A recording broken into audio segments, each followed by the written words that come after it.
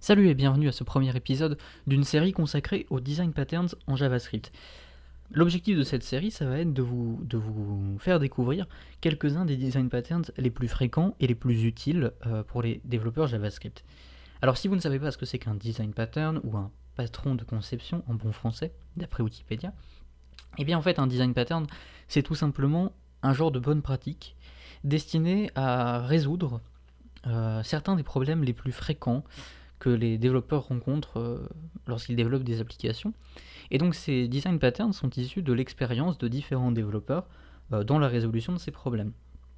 Et donc connaître un certain nombre de design patterns, en tout cas les plus fréquents, ça vous permet de résoudre ces problèmes fréquents de manière plus rapide et avec un code entre guillemets plus propre, en réutilisant des formules éprouvées déjà auparavant.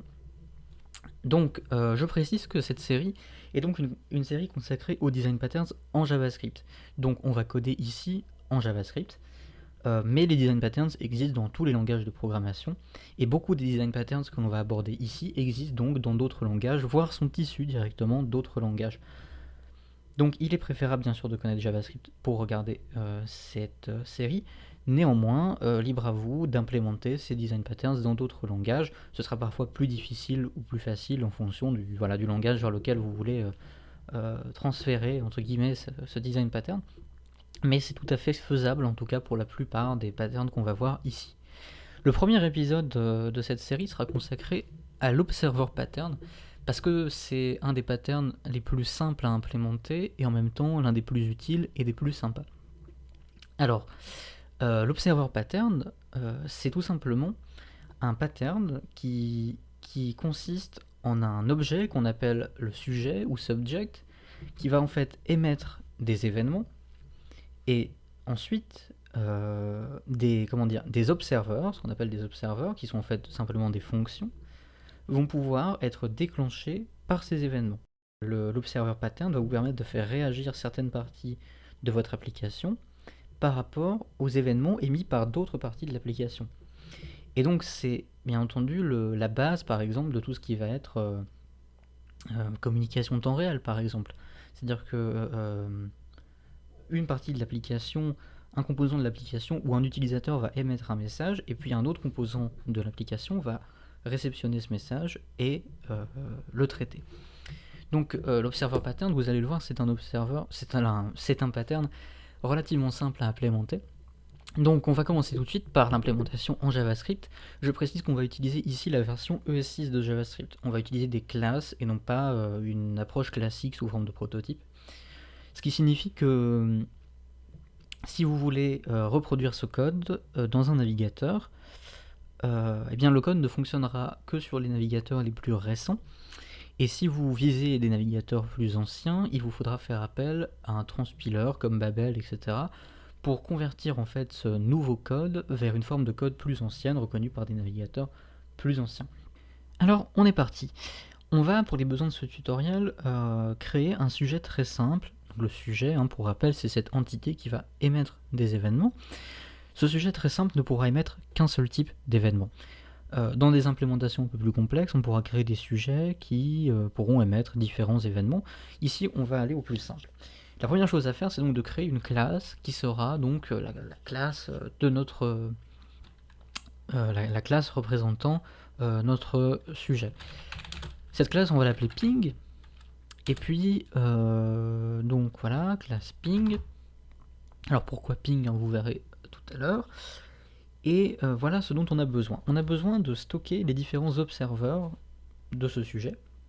Les observeurs, ce sont les fonctions qui seront déclenchées lorsque l'événement sera déclenché, l'événement ping. On a besoin de pouvoir ajouter, enlever des observers, et puis on a besoin de pouvoir déclencher l'événement. Donc, la première chose à faire, c'est de donner à cette classe un constructeur. Et dans ce constructeur, on va faire un dis.observers égale tableau vide. Donc là, on a créé notre variable qui va pouvoir, notre propriété qui va pouvoir stocker les différents observeurs. Ensuite, on va créer une fonction subscribe qui va prendre en paramètre une fonction. on va l'appeler fn pour fonction. Et cette fonction, en fait, ce sera notre observeur. Un observeur, concrètement, c'est juste une fonction. Et tout ce qu'on veut faire, c'est ajouter cette fonction à la liste de nos observeurs, .push fonction. Donc là, on ajoute la fonction à la liste. Ensuite, il nous faut la fonction inverse, qu'on va appeler unsubscribe, comme ceci, qui va aussi prendre en paramètre une fonction. Et on va faire un this.observers égale this.observers.filter. Voilà. Et bien sûr, observer, voilà, et qui renvoie observeur différent de fonction. Alors, cette ligne-là peut paraître un peu compliquée. En fait, c'est très simple. On va utiliser donc la fonction filter. La fonction filter, c'est une fonction qui est présente sur tous les tableaux. Et cette fonction, elle prend en paramètre une autre fonction, un callback en fait, et elle renvoie un tableau filtré. Et ce tableau, il est filtré comment? Eh bien, en fait, pour chaque exécution de ce callback ici, si le résultat est considéré comme faux, donc si c'est false ou nul ou undefined, alors l'élément sera supprimé du tableau. S'il est vrai, l'élément sera conservé dans le tableau. Ici, nous, ce que l'on veut, c'est supprimer du tableau, en fait, tous les observeurs, enfin, l'observeur qui est égal à la fonction, ici, parce qu'on paramètre la fonction fn. Donc, on va créer un callback. Alors, ici, on a une syntaxe avec une fonction en forme de flèche, mais c'est exactement la même chose que si j'avais fait fonction observer, comme ceci, et return observer différent de fonction. C'est exactement la même chose, hein. C'est juste que j'ai utilisé une fonction fléchée qui me permet de gagner 2 lignes. Mais en fait, donc le callback va prendre en paramètre, donc le paramètre que j'ai appelé observer, qui est en fait l'élément du tableau sur lequel on est en train d'itérer. Et donc moi, j'ai juste à faire return observer différent de fonction, ce qui signifie qu'en fait, si l'observeur est égal à la fonction qu'on a passée en paramètre, eh bien, notre fonction, notre callback ici va renvoyer false, et donc l'élément sera enlevé du tableau. Alors, la dernière fonction qui nous reste à programmer, c'est la fonction pour déclencher l'événement, c'est-à-dire pour appeler les différents observeurs. Et cette fonction, on va l'appeler fire. Et voilà. Donc, ensuite, on va pouvoir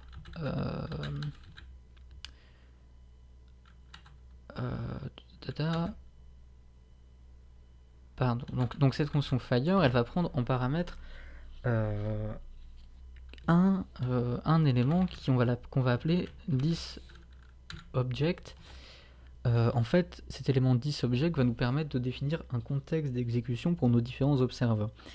Alors, c'est pas forcément hyper clair, donc ce que je vais faire, c'est que on va passer au code directement.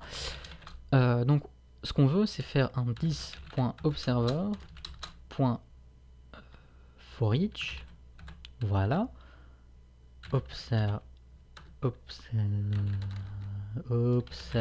pardon, observer. Donc là, je crée une fonction et observer.call this object observer, voilà, .call this object. Donc, ce que font ces quelques lignes de code, c'est qu'elles vont itérer sur chaque observeur de notre tableau. Donc si on a plusieurs observeurs, et bien en fait le callback ici que l'on passe à la fonction forEach va être exécuté pour chaque élément du tableau, ça je pense que vous devez connaître. Et puis on va appeler en fait la fonction on va appeler l'observeur en faisant observer.call et observer.call, enfin .call en fait c'est une fonction présente dans le prototype de toutes les fonctions en JavaScript qui permet d'appeler cette fonction en lui passant éventuellement en paramètre l'objet qui sera utilisé en guise de objet 10. Le 10 qu'on utilise ici en fait. Ça permet en fait de donner un contexte particulier à notre fonction. Bien, alors notre classe est prête. Maintenant qu'on a notre classe, on va l'instancier en faisant var ping égale new ping. Voilà. Donc là, on a notre instance de notre observeur ping. Et puis ensuite, pour tester que tout fonctionne correctement, on va faire un ping.subscribe. Pardon. On va créer une fonction, on va pas faire ça. On va créer une fonction qu'on va appeler handler. Cette fonction, en fait, ce sera la fonction qui sera exécutée lorsque l'on va déclencher notre événement ping. Et là, on va faire un console.log pong. Voilà, je vous avais bien dit que c'était tout à fait idiot. Ensuite, on fait un ping.subscribe de pong. Non, enfin, un ping.subscribe de handler, pardon. Et on fait ping.fire. Et là, on peut tester notre application. On va la lancer ici. Et on observe que ça ne marche pas. Non, ça fonctionne, la console s'était pas lancée. Et là, qu'est-ce qu'on voit dans la console? On voit Pong. Alors qu'est-ce qui s'est passé? On a créé une fonction dont le simple but est d'appeler Pong. Et de mettre dans la console, pardon, Pong. On a fait un point subscribe pour dire à notre objet ping, notre observeur, à chaque fois que l'événement ping est déclenché, avec ping.fire, tu vas appeler la fonction handler ici. Et ensuite, on a déclenché l'événement ping. Et donc, on peut le faire plusieurs fois. Si je fais ça, ça va afficher pong 3 fois. On peut aussi passer, donc, comme on l'a mis en paramètre ici, à notre ping.fire, un objet qui sera un objet ou quelque chose d'autre d'ailleurs, que l'on pourra récupérer ici dans notre handler. Alors, pour vous montrer, on va simplement faire un exemple. Donc on va passer à Fire une chaîne de caractères contenant bonjour, et ici on va faire un console log de 10 et on lance. Et dans la console on voit bonjour qui s'affiche. Alors parce qu'en fait on a passé la chaîne de caractères bonjour à la fonction call ici, qui nous permet ensuite de la récupérer dans notre handler sous le mot-clé 10. Donc vous voyez que ça fonctionne. Donc on a créé un système très simple qui nous permet d'envoyer des événements et de réagir à ces différents événements. On pourrait améliorer un peu notre système pour que, en plus, on puisse passer des données quand on fait en fait l'appel pour que les handlers puissent récupérer ces données. Alors pour être un peu plus clair, on va modifier notre code de la manière suivante. Plutôt que de faire fire et entre parenthèses en argument thisObject, on va rajouter un argument qu'on va appeler data. Et ici, on va rajouter à notre observer.call, on va ajouter data. Donc, voyez ici que l'autocomplétion de l'éditeur m'indique qu'en fait, la fonction .call, elle prend en premier paramètre le contexte 10, ça on a vu, mais elle peut prendre ensuite autant d'arguments qu'on veut, et ces arguments seront passés à la fonction au moment de l'exécution. Donc, si on ajoute data ici, et data ici, ensuite, on va pouvoir récupérer ces data dans notre handler sous la forme d'arguments, donc en mettant data ici, et ensuite on fait un console log de data, et ici on va faire un ping.fire de bonjour. Non, j'ai déjà dit de au revoir. Ping.fire de au revoir. Et là, si je rafraîchis, donc j'affiche bien au revoir. Donc on peut passer des données à notre événement, à notre handler, enfin à notre observer. On peut faire encore mieux, puisqu'on a data et 10 objects, on peut très bien combiner les deux. Et donc on peut faire un console log de 10, voilà, en plus du console log de data, et faire un ping.fire, donc là on va mettre bonjour, et là on va mettre au revoir.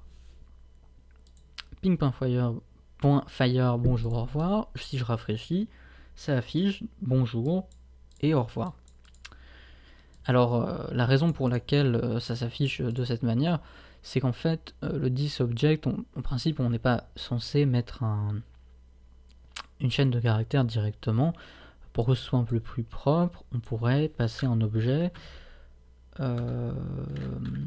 donc passer un objet qu'on va mettre, on va lui donner une propriété message, on va lui dire que c'est au revoir, et ici, pardon, non, j'ai fait n'importe quoi, non, on va garder le console log, ici dans le console log on va mettre 10.message, et ici dans le fire, on va lui passer, au lieu de simplement une chaîne de caractères, un objet avec une propriété message. Et là, ça affiche bonjour, au revoir. Comme on s'y attendait. Bien, alors là, vous avez un observable très simple et fonctionnel. La dernière chose que je vais vous montrer avant de terminer cette vidéo, c'est comment vous pouvez diviser votre code en plusieurs fichiers pour faire communiquer entre elles, via un observable, les différentes parties de votre application. Donc on va créer un fichier, un nouveau fichier qu'on va appeler ping.js. Dans ce fichier ping.js, on va copier-coller notre classe, couper-coller notre classe plutôt. Voilà, on va la mettre ici. Et ensuite, on va exporter une instance de notre classe ping en faisant module.export égale new ping. Alors, j'exporte pas la classe, j'exporte bien une instance de notre classe. Et en fait, grâce aux fonctionnalités de cache dans Node.js, lorsque je vais réimporter ce fichier dans d'autres fichiers en faisant un require, notre observer ne sera pas réinstancié, ce sera toujours la même instance. C'est ce qui permet en fait, de pouvoir faire communiquer les fichiers entre eux, parce que si on réinstancie la classe à chaque fois, ça ne fonctionnera jamais. Heureusement, les fonctionnalités de cache de Node.js sont là pour nous faciliter la vie, sans avoir à utiliser des patterns comme le singleton pattern dont on parlera dans une autre vidéo. Et donc, ensuite, on peut faire ici, alors, hop, on va faire var ping égale require, et on va require ping.js. Voilà. Et on va faire un troisième fichier que je ne sais pas comment appeler, donc on va l'appeler foo.bar.js, dans lequel on va aussi faire var ping égale require de notre fichier ping. Et là, on va faire ping.subscribe data. On va simplement, non pardon, data console.log de data. Donc on va faire simplement un handler dont le but sera simplement d'afficher les datas dans la console. Bien. Et ensuite, dans notre fichier app.js, on va faire un require de foo.bar. Voilà. Et ensuite, si on lance la console, si on lance l'application dans la console, comme ceci, ça affiche bien bonjour. Alors, qu'est-ce qui se passe ? Eh bien, en fait, on a ici notre observable qui a été importé. Ensuite, on a importé le fichier foo.bar dans lequel on on active notre observer. On déclare notre observer. Et cet observer va loguer les datas dans la console. Et ensuite, on va déclencher l'événement bonjour qui se retrouve donc logué dans la console. Enfin, on va déclencher l'événement ping avec les datas bonjour. On pourrait très bien aussi faire pong, et là, ça afficherait pong dans la console. Si vous déplacez le require de foo.bar après, vous voyez que plus rien ne se passe. Plus rien ne se passe parce que notre observer a été déclaré après le comment dire, notre événement a été déclenché avant la déclaration de notre observer. Donc l'observeur, il ne peut observer les événements que les événements qui ont été déclenchés après qu'il ait été déclaré. Donc c'est bien pour ça que ça ne marche pas. On peut aussi faire un test, on a une fonction unsubscribe qu'on n'a pas testée. Donc on peut par exemple, donc ici on fait ping.fire de pong, ça va afficher pong, et puis on peut aussi dans le même fichier faire un autre subscriber. On va faire var handler égale fonction, et cette fonction elle va faire allez, on va faire un truc un peu plus compliqué, elle va afficher data x 2, non, data x data, voilà, elle va faire le carré de data. Oups, voilà. Et ensuite on fait ping.subscribe handler ping.fire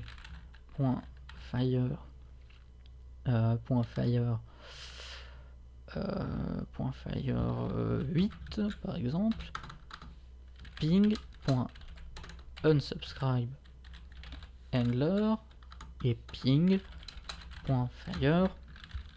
4. On teste, voyons ce qui se passe. Donc dans un premier temps on affiche pong parce qu'on a déclaré ici notre premier observer, on déclenche l'événement, l'observer est déclenché et affiche pong dans la console. Ensuite on définit notre nouvel observer qui va afficher le carré de data, et donc on fait un subscribe et ensuite on déclenche l'événement avec comme data 8. Donc le premier observer défini ici va afficher 8 dans la console, et le deuxième observer va afficher le carré de 8 qui est 64. Et ensuite on fait un unsubscribe pour supprimer notre deuxième observer. Ensuite on refait un ping.fire, et là ça affiche 4 dans la console, parce que cet événement-là, cet observer-là, lui, existe encore et n'a pas été unsubscribe, mais cet observer-là, lui, n'existe plus et a bien été unsubscribe correctement, donc il ne se déclenche plus. Voilà, donc vous avez maintenant toutes les clés pour créer des observables qui fonctionnent en JavaScript. Je ferai à la suite de cette vidéo une deuxième vidéo pour parler de Reactive Extensions. Reactive Extensions, c'est une librairie qui est disponible pour JavaScript, mais aussi donc, pour plein d'autres langages. L'implémentation JavaScript s'appelle RxJS pour Reactive Extensions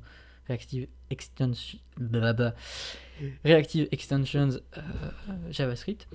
Et Reactive Extensions, c'est une librairie qui, en gros, combine deux patterns utiles, l'observer pattern et l'itérateur, et qui va vous permettre de créer des observables plus puissants que ce qu'on a fait là.